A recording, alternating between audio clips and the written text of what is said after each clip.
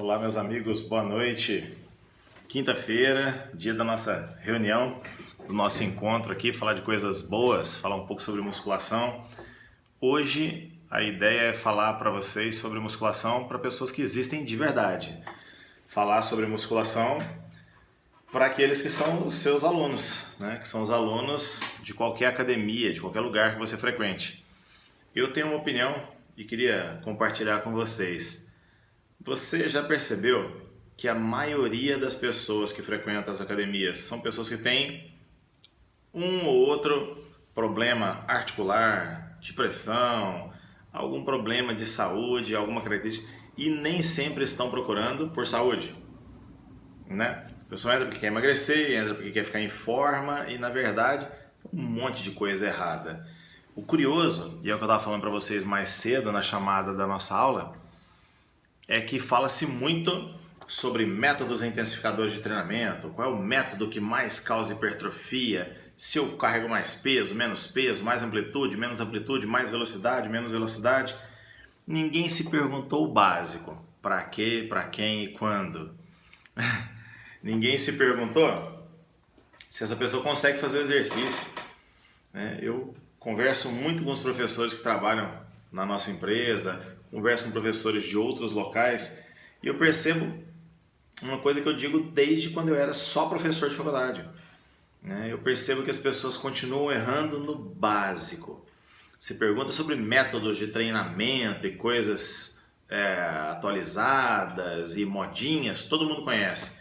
Vira e fala assim, quais ossos formam o cotovelo? O cara não sabe mais. Classifique a articulação do ombro. O cara morre, não dá classificação de articulação, o cara quer morrer. E aí o aluno chega assim, tô com uma dor aqui, quando eu faço exercício, e agora, o que eu faço? Falta o professor pegar uma arruda e colocar atrás da orelha do aluno. Então, coisas básicas, né, e que permeiam. E hoje eu escolhi falar um pouquinho para vocês sobre pressão arterial. Tem aluno hipertenso? Conhecem professores que têm alunos hipertensos, que trabalham com pessoas hipertensas?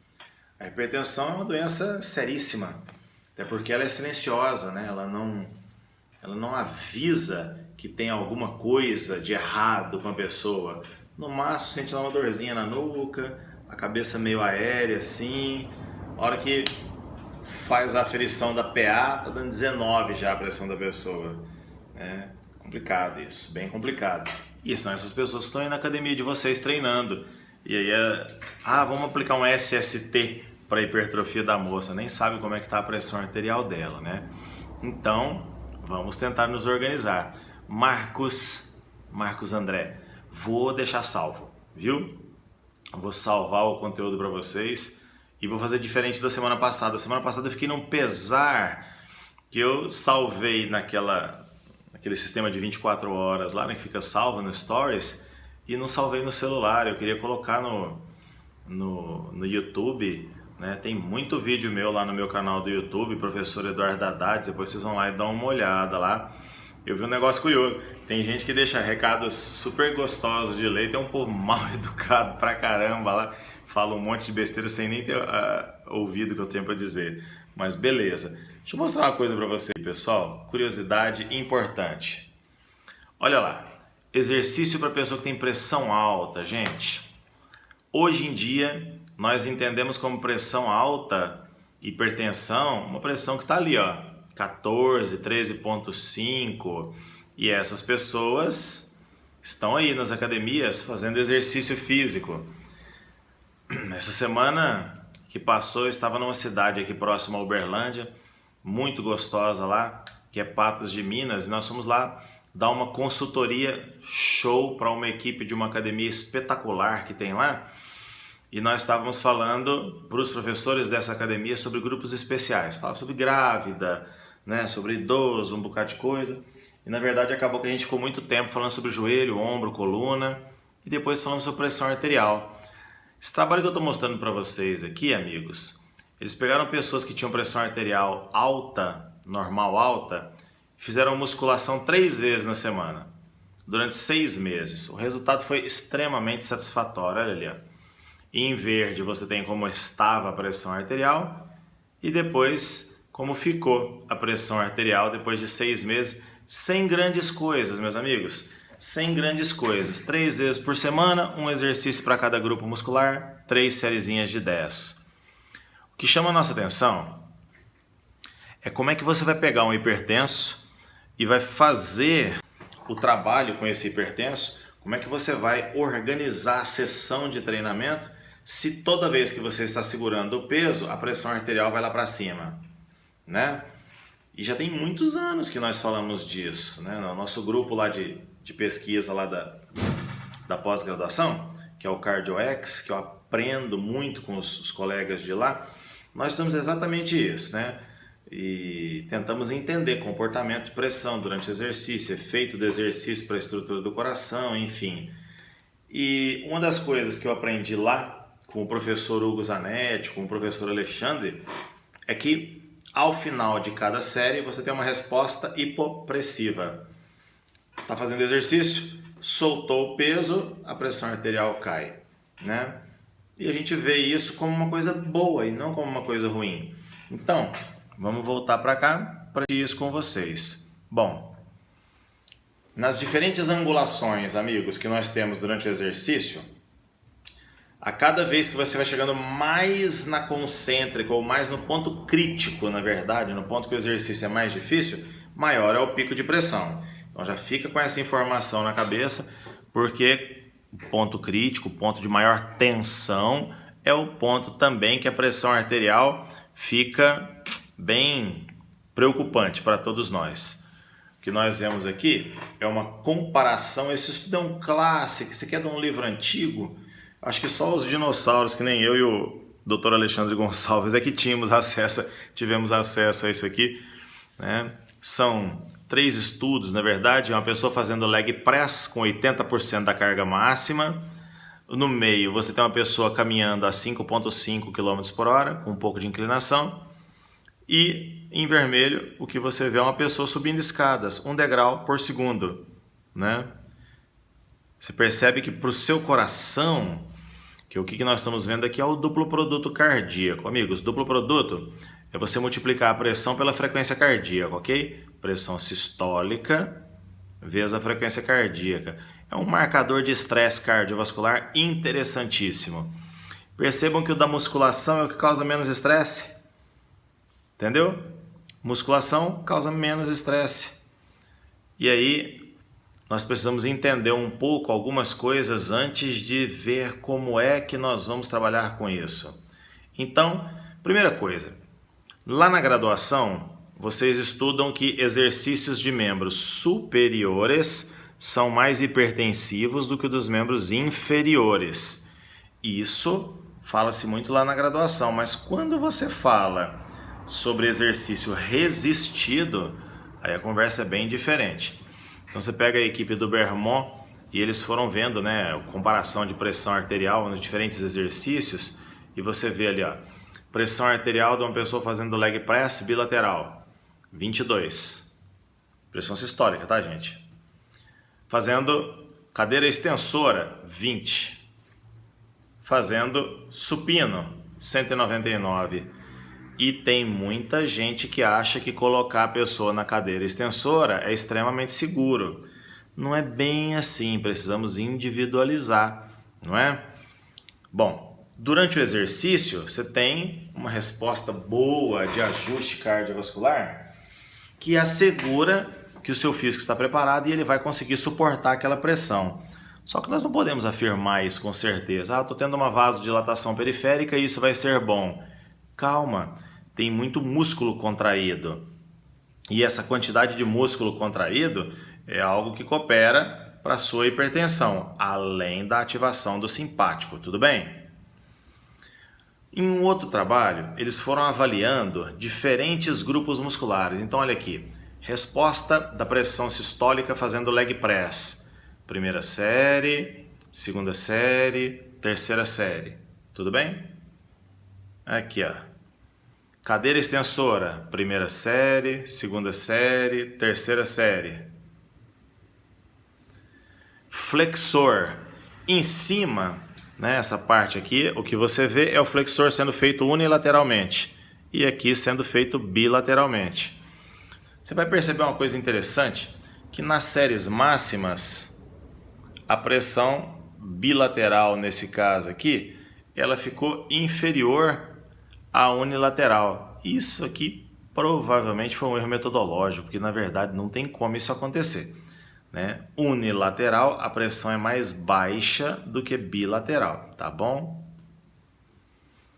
Tríceps sendo feito no pulley, olha o comportamento da pressão arterial. Rosca direta, tá vendo para onde que a pressão vai?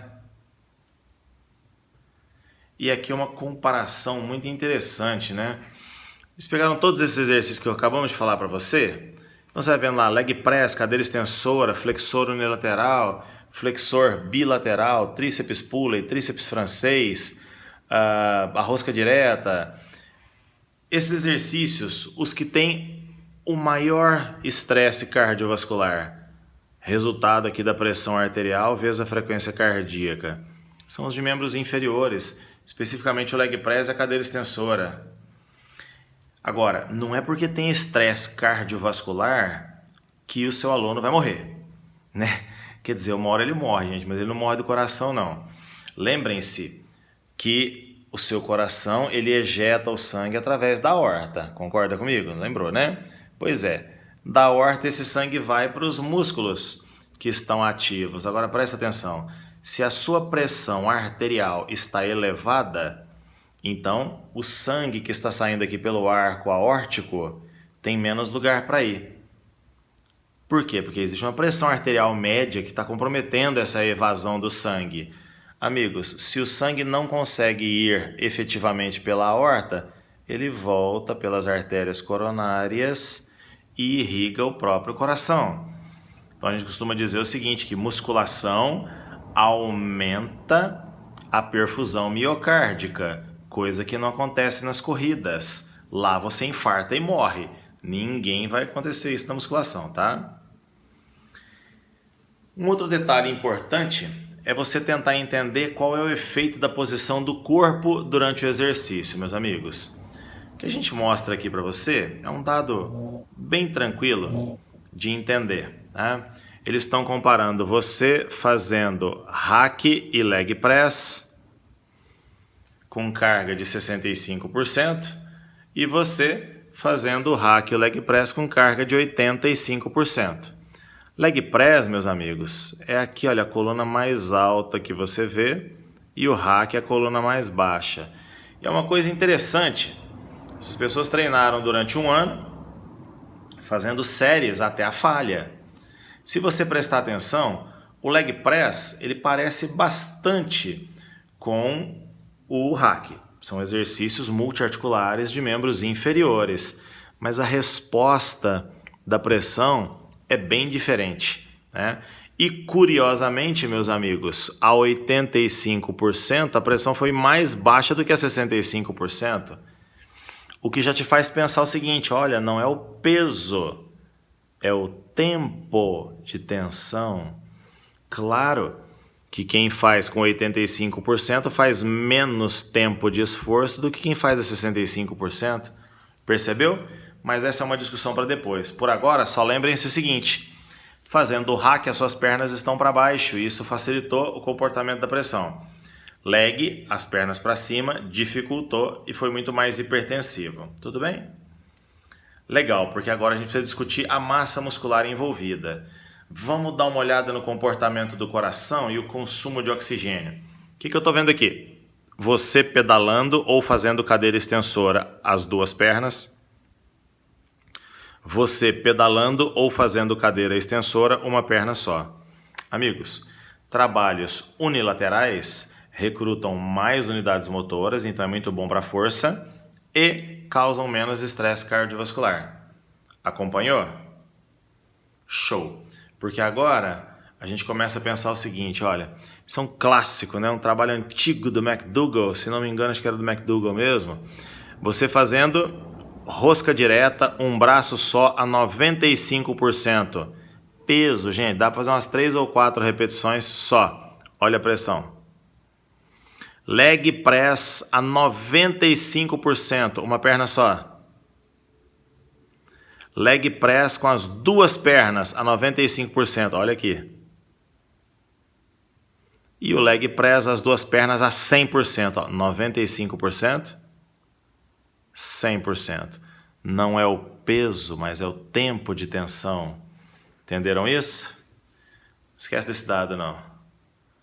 Então, vamos tentar entender um pouco sobre esse tempo de tensão, né? Porque é isso aí que é o grande desencadeador das respostas hipertensivas. É muito bom para a hipertrofia? É, mas vamos entender.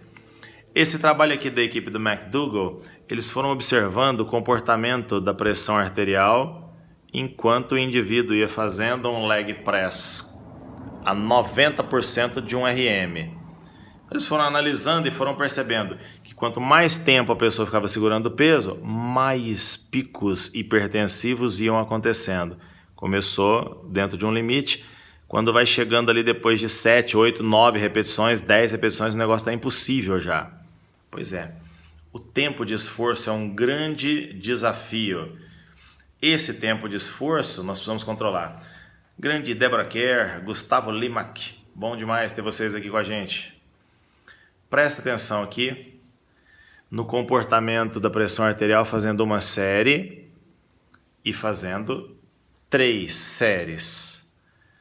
Pré-exercício, após exercício. Vamos olhar só a sistólica, tá? Uma série e a pessoa fazendo 3 séries. Nessa condição, meus amigos, você já começa a perceber que o volume total de treino é bem impactante para o seu sistema circulatório. E agora, a gente quer entender assim, ó, dentro da série de exercícios, estou fazendo o meu exercício, eu já vi como é que é a pressão antes, já vi como é que é a pressão depois, vi que mais tempo de tensão é pior, vi que mais séries é um pouco mais desafiador, mas presta atenção. Agora eu quero saber o que acontece em cada repetição. Então eles pegaram uma pessoa, um grupo de pessoas fazendo leg 45 e aí fizeram 3 séries de 10. O que nós vemos nesse comportamento da pressão é basicamente isso aqui, ó. Primeira série, segunda série, terceira série. Quanto mais séries, mais alta pressão. Pergunto para vocês, quantas séries você precisa fazer para aumentar a força de uma pessoa? Uma só. Portanto, não precisava ter sido feito tantas séries, se já está trabalhando com hipertenso. Tudo bem? Agora, vamos aqui, ó. O que você está enxergando aqui são as 10 repetições que a pessoa fez, ok?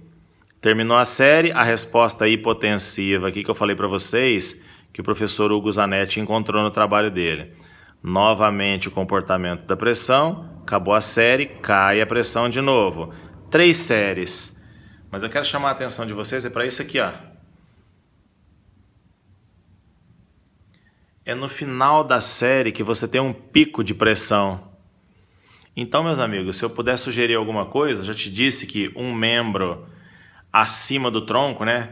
Comparando o hack com o leg press foi mais hipertensivo. Então, não deixe os membros, nem membros superiores nem inferiores, elevados acima da altura do tronco durante o esforço. Segunda coisa, se tiver como você fazer unilateral, é muito mais interessante. E agora, essa outra informação. Ao invés de fazer a série inteira, faz parcial. Ao invés de fazer uma de 10, faz cluster. Faz 3 ou 4, descansa 10 segundos, a pressão vai cair.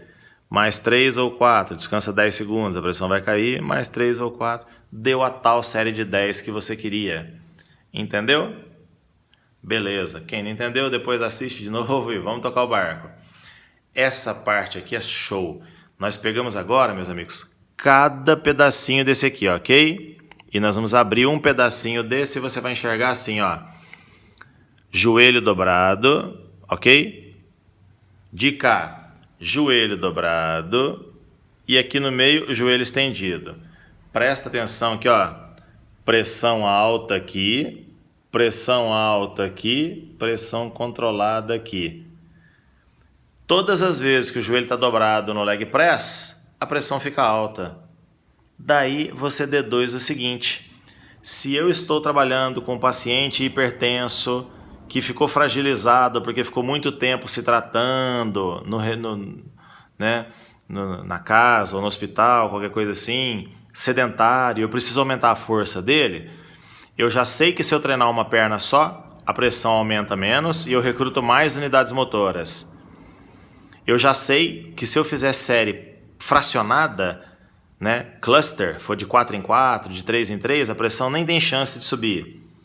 E agora eu já sei que se eu evitar abaixar o peso demais, ó, se você desce muito o peso, a pressão sobe. Quando o joelho está esticadinho, joelho estendido, a pressão fica satisfatória. Ué, faz repetição parcial, faz curtinho, entendeu? Assim você não tem picos de pressão. Uma outra coisa que está muito envolvida aqui, pessoal, é a manobra de Valsalva. O pessoal chama de apneia hoje em dia durante a musculação. Ó, apneia significa você pegar aqui a sua cartilagem, a sua epiglote, e fechar o ádito da laringe. Dessa forma, você bloqueia a respiração. Essa prática da manobra de Valsalva, ela é muito antiga e ela é muito natural. Toda vez que uma pessoa faz força, ela faz manobra de Valsalva. Na musculação, então, isso é uma festa. Eles testaram isso, porque a manobra de Valsalva ela faz aumentar a pressão arterial, né?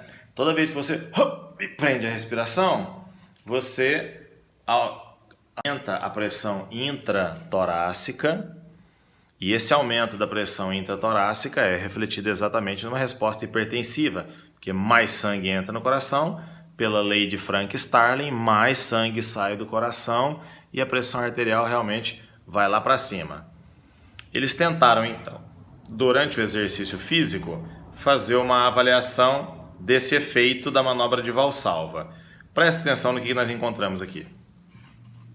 Eles analisaram a frequência cardíaca, a pressão sistólica, a pressão intracraniana e a pressão cerebrovascular transmural, que é a pressão lá do líquor, da barreira licórica. Gente, nós tínhamos ali 6 pacientes, crânio aberto, tá ok? Uma válvula presa no ventrículo lateral do cérebro e o paciente fazia rosca de bíceps e depois fazia com manobra de Valsalva. Olha que interessante. Quando ele fazia rosca de bíceps, a pressão 148 milímetros de mercúrio.